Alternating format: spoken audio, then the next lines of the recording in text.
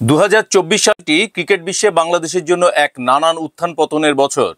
শ্রীলঙ্কার বিপক্ষে ঘরের মাঠে টি-20 সিরিজ হেরে বছরে শুরু হলেও বছর শেষে এসে বাংলাদেশ ধবলধোলাই করেছে ওয়েস্ট ইন্ডিজে। কিন্তু এবছর বাংলাদেশের সেরা ক্রিকেটার কে? মেহেদী হাসান মিরাজ, তাসকিন আহমেদ নাকি অন্য কেউ? চলুন দেখে নেওয়া যাক 2024 সালের ক্রিকেট পারফরমেন্স।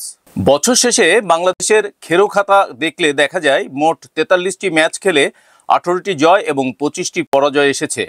তবে এবছর ব্যাটিং এবং বোলিং বিভাগে অনেক কিছুই বদলে গেছে। দারুণ একটি বছর কাটিয়েছে মেহেদী হাসান মিরাজ। টেস্টে তার পারফরমেন্স অনবদ্য, আর টি-20তে রিশাদ হোসেন গড়েছেন নতুন এক রেকর্ড। 2024 সালের শুরুতে মেহেদী হাসান মিরাজ ছিলেন না টেস্টে অলরাউন্ডারদের র্যাঙ্কিংয়ের শীর্ষ 10-এ, কিন্তু বছর শেষে এসে তিনি বিশ্বের দ্বিতীয় সেরা অলরাউন্ডার হয়ে উঠেছেন। পাকিস্তানে 2 ম্যাচে 70+ রান এবং 10 উইকেট নিয়ে সিরিজ সেরার পুরস্কার অর্জন করেছিলেন মিরাজ। তিনি বাংলাদেশ দলের হয়ে টেস্টে ব্যাটিং বোলিং বিভাগেই সেরা পারফরমেন্স দেখিয়েছেন।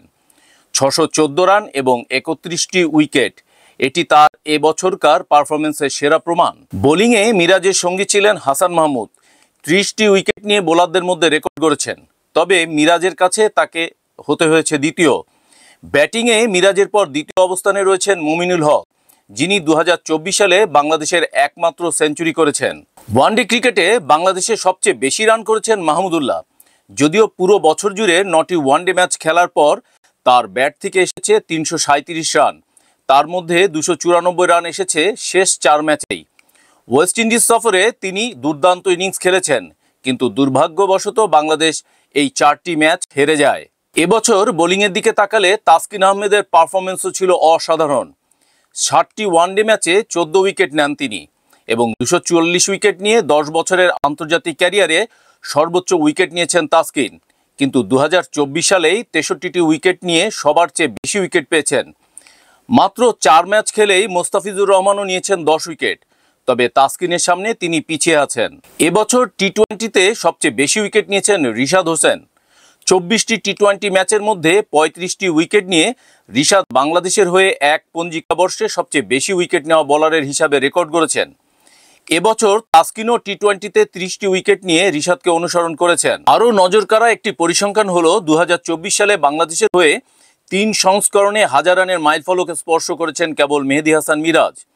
7 বার 50 করেছেন, যদিও 3 অঙ্কের রান তিনি একবারও করতে পারেননি। তবে তার ধারাবাহিকতা সত্যিই প্রশংসনীয়। তবে সেরা ক্রিকেটারের প্রশ্নে একটু দোটানায় পড়তে হয়।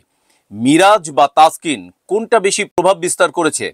একজন ব্যাটে বলে দুর্দান্ত, অন্যজন শুধু বোলিংয়ে তাণ্ডব চালিয়েছে। উভয়েরই সাফল্য এবং অবদান যথেষ্ট। তবে পরিসংখ্যানের ভিত্তিতে বলা যায় 2024 সালে বাংলাদেশের সেরা ক্রিকেটার ছিলেন মেহেদী হাসান মিরাজ।